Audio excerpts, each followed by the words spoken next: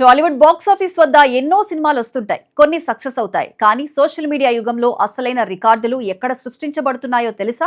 YouTube లో.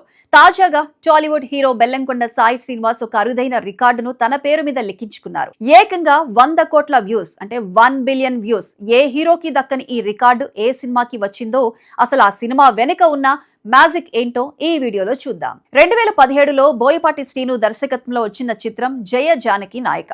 బెల్లంకొండ సాయి శ్రీనివాస్, రకుల్ ప్రీత్ సింగ్ హీరోయిన్లుగా నటించిన ఈ సినిమా అప్పట్లో యాక్షన్ ప్రియులకు బాగా నచ్చింది.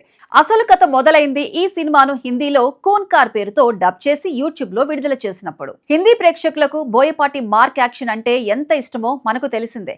ఈ సినిమా యూట్యూబ్ లో విడుదలైనప్పటి నుండి వ్యూస్ వర్షం కురుస్తూనే ఉంది. ఇప్పుడు అది ఏకంగా 1 బిలియన్ మార్క్ ను దాటేసింది. కేవలం ఒక సినిమా 1 బిలియన్ వ్యూస్ దాటడం అంటే మాటలు కాదు. దీని వెనుక ఉన్న కారణాలు ఇవే.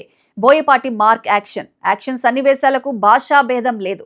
ముఖ్యంగా ఈ సినిమాలో action scenes north India audience ను బాగా ఆకట్టుకున్నాయి.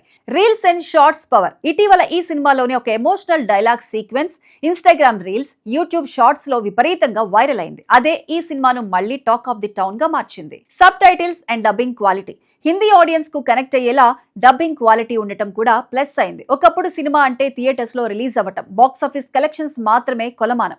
కానీ ఇప్పుడు డిజిటల్ రైట్స్ మరియు యూట్యూబ్ వ్యూస్ ఒక సినిమాను ఎంతకాలం బతికిస్తాయో జయ జానకి నాయక నిరూపించింది. 7 ఏళ్ల క్రితం వచ్చిన సినిమా ఇప్పటికీ ట్రెండింగ్ లో ఉండటం అనేది చిన్న విషయం కాదు. దీనివల్ల ఇప్పుడు చాలా మంది నిర్మాతలు పాత సినిమాలను డిజిటల్ ప్లాట్ఫామ్ లో మరింత ఫోకస్ తో ప్రమోట్ చేయడానికి ప్లాన్ చేస్తున్నారట.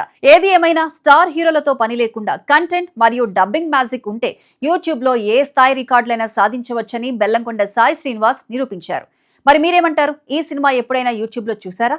మీ అభిప్రాయాలను కింద కామెంట్ సెక్షన్ లో మాతో షేర్ చేసుకోండి.